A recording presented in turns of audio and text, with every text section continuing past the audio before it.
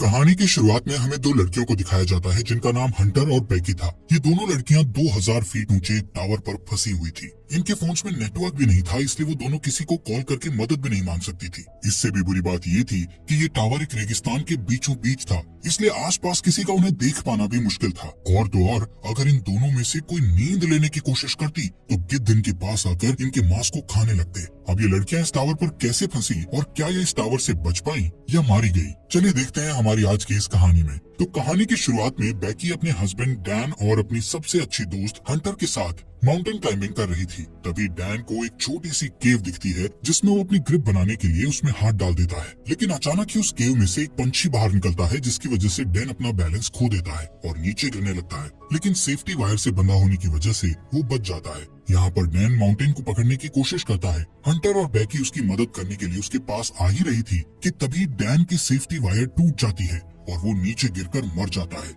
यहाँ से scene present में 1 साल बाद दिखाया जाता है, जहाँ बेकी आज भी उस इंसिडेंट में मरे अपने हस्बैंड को याद करके बहुत दुखी थी। वो काफी ज्यादा ड्रिंक करने लगी थी जिससे वो डिप्रेशन में थी। उसकी इस बात से उसके फादर जेम्स उसको लेकर काफी परेशान थे। वो बेकी को उस इंसिडेंट से मूव ऑन करने को कहते हैं, लेकिन बेकी उनकी कोई बात मानने को तैयार नहीं थी। एक दिन बेकी अपनी लाइफ से परेशान होकर बहुत सारी दवाइयाँ एक साथ खाकर सुसाइड करने की कोशिश करती है कि तभी उसके फोन पर हंटर का कॉल आता है, जिससे वो सुसाइड नहीं करती। अगले दिन हंटर उसके घर जाती है। हंटर बेकी को उस इंसिडेंट से बाहर निकालने के लिए उसको कहती है कि उसने B67 टीवी टावर पर क्लाइंब करने का प्लान बनाया है और जिसमें तू भी मेरे साथ क्लाइंबिंग करने चल रही है। अब क्योंकि हंटर जानती थी कि बेकी को एडवेंचर प्लेसेस पर जाना बहुत पसंद था और काफी लंबे समय से उसने कोई एडवेंचर भी नहीं किया था, बेकी जो इस टाइम काफी परेशान थी, इसलिए वो हंटर को क्लाइंबिंग करने से मना कर देती है। लेकिन नेक्स्ट मॉर्निंग जब वो किचन में रखी अपनी मेडिसिन लेने जाती है तो वो थोड़ा सोचते हुए डिसाइड करती है कि वो उसके साथ क्लाइंबिंग करने जाएगी। इसके बाद हंटर और बेकी दोनों उस टावर की ओर निकल जाते हैं।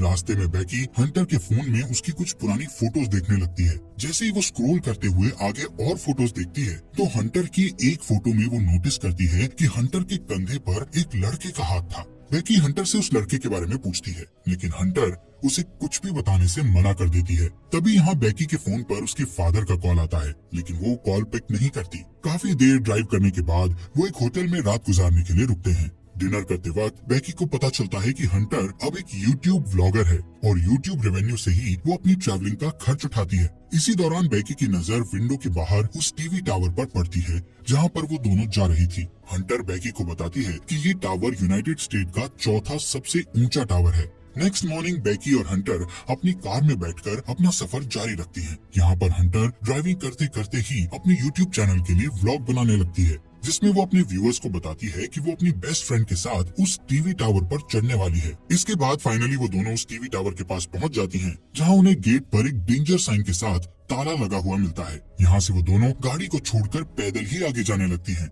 रास्ते में उन्हें कुछ गिद्ध एक मरे हुए जानवर को खाते हुए दिखाई देते हैं। हंटर इस चीज को भी अपने व्लॉग में रिकॉर्ड कर लेती है और उस मरे हुए जानवर की फोटो क्लिक करके अपने इंस्टाग्राम अकाउंट पर पोस्ट कर देती है, जिस पर उसे बहुत जल्द ही काफी लाइक्स मिल गए थे। कुछ देर बाद वो टावर तक पहुंच जाते हैं। यहाँ पर हंटर अपना व्लॉग बनाना बंद कर देती है। वहीं बेकी टावर की ऊंचाई देखकर डरने लगती है और उसे लगता है कि वो ये नहीं कर पाएगी, क्योंकि डैन के साथ हुए इंसिडेंट के बाद उसने कभी इतनी ऊंचाई का सामना नहीं किया था। लेकिन हंटर उसे उसका डर दूर करने के लिए कहती है, जिसके बाद हंटर सेफ्टी रोप को उसकी कमर से बांधकर टावर के ऊपर चढ़ना शुरू कर देती है। ये पूरा टावर काफी पुराना हो चुका था, जिस पर पूरी तरह से जंग लगी हुई थी। इस टावर की सीढ़ियां हिल रही थी और नट बोल्ट भी काफी लूज हो चुके थे। यहाँ पर ये दोनों काफी ऊपर तक चढ़ चुकी थी कि तभी बेकी के हाथ से सीढ़ी का एक पुराना हिस्सा टूटकर नीचे गिर जाता है, जिससे बेकी थोड़ा डर जाती है, लेकिन वो हिम्मत करके फिर से उस टावर के ऊपर चढ़ने लगती है। ऐसे ही धीरे धीरे वो आधे टावर तक पहुंच जाती है, यानी 1000 फीट ऊपर, जहाँ से शहर काफी छोटा दिखाई दे रहा था। ये दोनों यहाँ पर कुछ देर आराम करती हैं और पानी पीने के बाद फिर से क्लाइंबिंग करने लगती हैं। थोड़ी देर बाद वो 1800 फीट ऊपर पहुंच चुकी थी और अब उन्हें सिर्फ 200 फीट ही ऊपर चढ़ना था। बेकी इतना ऊपर चढ़कर काफी डरने लगती है, क्योंकि वहाँ हवा बहुत तेज चल रही थी और सीढ़ियां भी काफी पुरानी होने की वजह से हिल रही थी। वो हंटर से कहती है कि अब उन्हें वापस नीचे जाना चाहिए, लेकिन हंटर उसे बोलती है कि अब इतनी ऊपर आकर उन्हें हार नहीं माननी चाहिए। जिसके बाद वो वापस से ऊपर चढ़ने लगती हैं। यहाँ से टावर के ऊपर चढ़ने का रास्ता काफी खतरनाक था। रास्ते में लगी कुछ डिस्क को हंटर ने काफी आसानी से पार कर लिया था और अब वो बेकी को भी उन्हें पार करने में मदद कर रही थी। अब जैसे जैसे वो ऊंचाई पर जा रही थी वैसे वैसे हवा का प्रेशर भी बढ़ता चला जा रहा था, जिससे बेकी और ज्यादा डर रही थी। इसी बीच सीढ़ी के पुराने नट बोल्ट एक एक करके अपने आप निकलने लगते हैं, लेकिन इस बात से अनजान वो दोनों ऊपर चढ़ना जारी रखती हैं और फाइनली वो दोनों टावर के टॉप पर पहुंच जाती हैं, जहां एक और नट बोल्ट खुलकर नीचे गिर चुका था। यहाँ पर हंटर दोबारा से अपना व्लॉग बनाना शुरू करती है और वीडियो में अच्छे शॉट्स लेने के लिए वो ड्रोन कैमरा का इस्तेमाल करती है। थोड़ी देर बाद हंटर अपने व्यूअर्स को और अच्छा कंटेंट देने के लिए बेकी को ड्रोन का रिमोट पकड़ाकर खुद उस टावर के सहारे एक हाथ पर लटक जाती है। शॉट्स लेने के बाद वो वापस से ऊपर आती है और सेम यही चीज बेकी को भी करने के लिए कहती है, लेकिन बेकी उसे ऐसा करने से मना कर रही थी, जिस पर हंटर उससे कहती है कि उसका डर भगाने का ये सबसे बड़ा मौका है। जिसके बाद बेकी हंटर का हाथ पकड़कर वही स्टंट करती है और हंटर उसकी सेल्फी लेने लगती है। इसके बाद बेकी वापस से ऊपर आ जाती है। यहाँ पर बेकी अपने हस्बैंड डैन की अस्थियों को लेकर आई थी और डैन को याद करती हुई वो उसकी अस्थियों को यहाँ विसर्जित कर देती है। इस मोमेंट पर बेकी और हंटर दोनों काफी इमोशनल हो गई थी। इसके बाद वो डिसाइड करते हैं कि अब उन्हें वापस जाना चाहिए, इसलिए वो अपने सेफ्टी वायर को खुद से कनेक्ट करती हैं और बेकी नीचे जाना शुरू कर देती है। लेकिन जैसे ही वो पहला कदम सीढ़ी पर रखती है तो सीढ़ी टूट जाती है और वो सीढ़ी के साथ साथ नीचे गिरने लगती है, लेकिन हंटर किसी तरह उसे पकड़कर वापस ऊपर खींच लेती है। यहाँ पर बेकी मौत के मुंह से बचकर आई थी, जिससे वो जोर जोर से डर के मारे रोने लगती है और अचानक दोनों हंसती हैं। नीचे देखने पर उन्हें पता चलता है कि अब उनके नीचे उतरने के लिए कोई सीढ़ी ही नहीं है। वो दोनों अपने अपने फोन को चेक करती है, लेकिन उनके फोन में कोई नेटवर्क नहीं था और उनका बैग भी नीचे टावर डिस्क पर गिर चुका था, जिसमें उनके खाने पीने का सामान था। यहाँ ऊपर टावर पर उन्हें एक इमरजेंसी बॉक्स दिखता है, जिसे खोलने पर उन्हें एक दूरबीन और एक फ्लेयर गन मिलती है, लेकिन ये दोनों चीजें उनकी किसी काम की नहीं थी। ये सब देखकर बेकी हंटर पर भड़क जाती है। हंटर उसे ये कहते हुए शांत करने की कोशिश करती है कि हो सकता है सीढ़ियों के नीचे गिरने की आवाज सुनकर कोई उनकी मदद करने आए और इसलिए अब हम दोनों को बस थोड़ी देर इंतजार करना होगा जब तक कि कोई आ नहीं जाता। तभी हंटर नोटिस करती है कि पिछली बार सीढ़ियों के गिरने की वजह से बेकी के पैर पर चोट लगी थी और अब उस चोट से ब्लड बाहर आ रहा था। यहाँ पर हंटर बेकी की चोट पर अपनी शर्ट बांध देती है। कुछ समय बाद बेकी हंटर से पूछती है कि उसने व्लॉगिंग क्यों शुरू की, जिस पर हंटर गलती से डैन का नाम ले लेती है, जिससे बेकी के मन में हंटर के प्रति शक बैठ जाता है। कुछ देर बाद हंटर अपना फोन चेक करती है, जहां उसने कुछ देर पहले अपनी सोशल साइट पर एक मरे हुए जानवर की फोटो अपलोड की थी, जिससे उन्हें एक आइडिया आता है कि वो अपने फोन पर एक हेल्प मैसेज टाइप करेंगे और उस फोन को रस्सी से बांधकर नीचे लटका देंगे, ये सोचकर कि शायद नीचे जाने पर फोन में सिग्नल आ जाए और उनकी पोस्ट अपलोड हो जाए। हालांकि उनकी ये कोशिश नाकामयाब हो जाती है। इसके बाद उन्हें लगता है कि जरूर जमीन पर तो नेटवर्क होगा ही, इसीलिए वो उस फोन को अपने जूते में डालकर उसके चारों ओर अपनी जुराबें फंसाकर जूते को नीचे गिरा देती हैं। यहाँ टावर पर अचानक बेकी का ध्यान हंटर के दूसरे पैर पर जाता है, जहाँ 143 का टैटू बना हुआ था, जिसे देखकर उसे याद आता है कि उसका हस्बैंड डैन हमेशा उसे आई लव यू कहने के लिए 143 कोड का इस्तेमाल करता था। लेकिन बेकी इस चीज को भी इग्नोर करके इस टावर से नीचे उतरने के लिए कोई और आइडिया सोचने लगती है। थोड़ी देर बाद उन दोनों को दूरबीन से नीचे जमीन पर टावर के पास से गुजर रहा एक आदमी और उसका डॉग दिखाई देते हैं, जिससे वो उस आदमी से मदद के लिए चिल्लाने लगती है, लेकिन इतनी ऊंचाई होने के कारण उनकी आवाज नीचे नहीं जाती। यहाँ नीचे हम देखते हैं कि हंटर ने जो फोन जूते में डालकर नीचे फेंका था वो पूरी तरह से टूट चुका था और अब उनका ये प्लान भी फेल हो चुका था।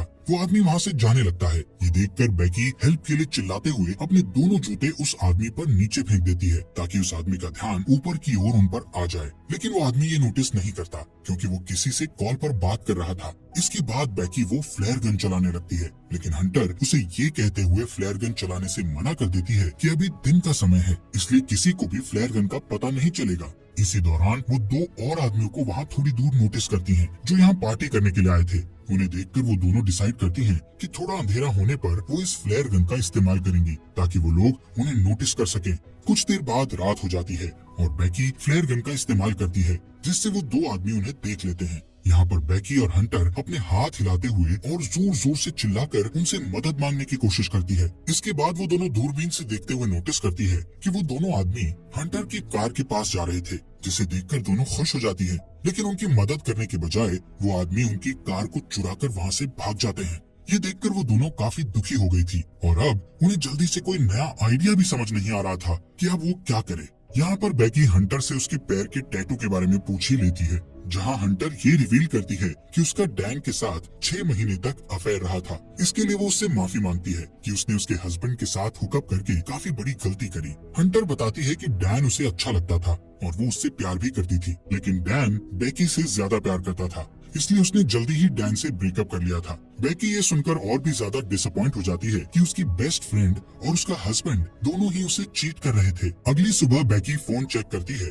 जहां उसे पता चलता है कि इस टावर पर चढ़े उन्हें 24 घंटे बीत चुके हैं। अब क्योंकि उन्हें काफी भूख और प्यास भी लग रही थी, इसलिए हंटर डिसाइड करती है कि वो नीचे डिस्क पे जाके अपने बैग को लेकर आएगी, जिसके लिए वो सेफ्टी रोप को टावर से बांधकर नीचे उतरने लगती है। लेकिन डिस्क से थोड़ी दूर पर वो रस्सी छोटी पड़ जाती है, जिससे हंटर उस बैग तक नहीं पहुंच पाती। अब उसके पास कोई और चारा नहीं था, इसलिए हंटर अपने साथ बड़ी रस्सी खोलकर उस पर लटक कर जंप लेते हुए डिस्क पर कूद जाती है। वो बैग को उठाकर उसमें से पानी की बोतल निकालकर पीने लगती है। इसके बाद वो अपनी सेल्फी स्टिक की मदद से बैग को रस्सी से लटका देती है और खुद भी कूदकर उस रस्सी को पकड़ लेती है। तभी बेकी उसे ऊपर खींचना शुरू करती है। यहाँ पर हंटर भी ऊपर चढ़ने लगती है और वो बस ऊपर पहुँचने ही वाली थी कि तभी उसके हाथ से रस्सी फिसल जाती है, जिससे वो तेजी से नीचे गिरने लगती है। ये देखकर बेकी की धड़कन एकदम से तेज हो गई थी, क्योंकि अपने हस्बैंड को खोने के बाद अब वो अपनी बेस्ट फ्रेंड को नहीं खोना चाहती थी। लेकिन जैसे ही बेकी डरी हुई नीचे देखती है तो हंटर उसे रस्सी पर लटकी हुई दिखती है। हालांकि हंटर के हाथों में काफी चोट लग गई थी, इसलिए बेकी अपनी पूरी ताकत लगाकर हंटर को टावर के ऊपर खींच लेती है। थोड़ी देर बाद बेकी एक हेल्प नोट लिखकर ड्रोन में फंसा देती है और ड्रोन के सहारे पास के होटल तक पहुंचने की कोशिश करती है, लेकिन ड्रोन में बैटरी कम होने की वजह से वो ज्यादा दूर नहीं जा सकता था, इसलिए वो उसे वापस अपनी ओर ले आती है। यहाँ अब फिर से वो दोनों टावर पर हेल्पलेस थी। रात में बेकी को एक भयानक सपना आता है, जिसमें वो देखती है हंटर की उस टावर पर ही मौत हो गई और गिद्ध हंटर के शरीर को खा रहे हैं। इससे वो डरी हुई उठती है और तब उसे पता चलता है कि ये बस एक बुरा सपना था। नेक्स्ट मॉर्निंग बेकी के दिमाग में एक आइडिया आता है कि वो टावर के ऊपर लगी लाइट से ड्रोन को चार्ज कर सकती है। इसके बाद वो टावर के पोल पर चढ़कर जैसे ही ड्रोन चार्जर को प्लग में लगाती है तो वो देखती है कि वो प्लग काफी लूज था, इसलिए बेकी को ऊपर लटके हुए ही उस चार्जर को पकड़े रखना पड़ता है जब तक कि ड्रोन की बैटरी फुल चार्ज नहीं हो जाती। काफी टाइम से उस पोल को पकड़े रहने की वजह से बेकी के हाथ धीरे धीरे करके सुन्न पड़ने लगे थे और इससे भी बुरी बात ये थी कि अब यहाँ पर काफी सारे गिद्ध आकर उस पर अटैक भी कर रहे थे, जिससे बेकी के हाथों से बैग नीचे गिर जाता है। थोड़ी देर बाद वो ड्रोन की बैटरी फुल चार्ज हो जाती है, जिससे बेकी नीचे आ जाती है। इसके बाद वो ड्रोन को होटल तक पहुंचाने की कोशिश करती है, लेकिन जब वो ड्रोन होटल तक पहुंचने ही वाला था तो उसकी टक्कर एक ट्रक से हो जाती है, जिससे वो बिल्कुल टूट गया था और उनको ड्रोन कैमरा से भी कुछ दिखाई नहीं दे रहा था। ये देखकर वो दोनों और भी ज्यादा डर गई थी, क्योंकि अब उनके पास बचने का कोई भी ऑप्शन नहीं था। वो थकी हारी उस टावर पर हार मानकर बैठ जाती है। शाम के समय वहाँ तूफान बनने लगे थे, जिससे उनका जिंदा रहना और भी मुश्किल हो गया था। यहाँ पर बेकी को बहुत तेज नींद भी आ रही थी, इसलिए वो वहीं सोने लगती है, लेकिन हंटर उसको सोने से मना करती है, क्योंकि उनके सोते ही गिद्ध फिर से उन पर हमला करने लगते। बेकी हंटर से उसका दूसरा जूता भी मांगती है, ताकि इस बार वो उसमें अपना फोन डालकर नीचे फेंक सके। हंटर उससे कहती है कि मेरा जूता तो नीचे डिस्क पर ही गिरा हुआ है। यहाँ से कहानी में एक बड़ा ट्विस्ट आता है और हमें पता चलता है कि जब हंटर नीचे डिस्क पर कूदी थी तो उसी टाइम डिस्क पर गिरने से उसकी मौत हो गई थी और उसके बाद से बेकी अकेले ही सरवाइव कर रही थी। बेकी को हेलुसिनेशन होने लगे थे, जिसमें वो हंटर की प्रेजेंस को इमेजिन कर रही थी। रात में बेकी तूफान में सरवाइव करने के बाद अपने फादर के लिए एक वीडियो मैसेज रिकॉर्ड करती है, जिसमें वो बताती है कि वो वापस घर आना चाहती है। वहीं दूसरी ओर उसके फादर जेम्स भी उसको लेकर बहुत परेशान थे। अगले दिन जब बेकी इस टावर पर सोई हुई थी तब एक गिद्ध आकर बेकी की चोट पर से उसका मांस खाने लगता है, लेकिन अब क्योंकि बेकी को काफी भूख लग रही थी इसलिए वो उस गिद्ध को जोर से पकड़कर टावर के मेटल से उसे जान से मारकर खाने लगती है, जिससे उसमें थोड़ी जान आती है और वो रस्सी के सहारे नीचे डिस्क पर उतरती है, जहाँ हंटर की डेड बॉडी पड़ी थी। इसके बाद वो अपने डैड जेम्स को मैसेज करती है कि वो इस टावर पर फंसी हुई है और अपने फोन को हंटर के जूते में डाल देती है, लेकिन इस बार वो उस जूते को हंटर की डेड बॉडी में घुसाकर उसकी डेड बॉडी को नीचे फेंक देती है। इसके बाद रात में उसके फादर जेम्स को बेकी का मैसेज मिलता है और वो जल्दी से पुलिस को कॉल करके वहाँ टावर तक पहुँचता है। अब जैसे ही वो उस टावर तक पहुँचता है तो देखता है कि पुलिस एक डेड बॉडी को कवर कर रही थी। ये देखकर उसे लगता है कि ये उसकी बेटी बेकी की डेड बॉडी है जो जिंदा नहीं बच पाई। तभी उसे अपनी बेटी पुलिस की कार के पास दिखाई देती है, जिसके बाद वो दोनों एक दूसरे को गले लगाते हैं। हैं। और इसी के साथ ये अमेजिंग मूवी यहीं पर खत्म हो जाती है।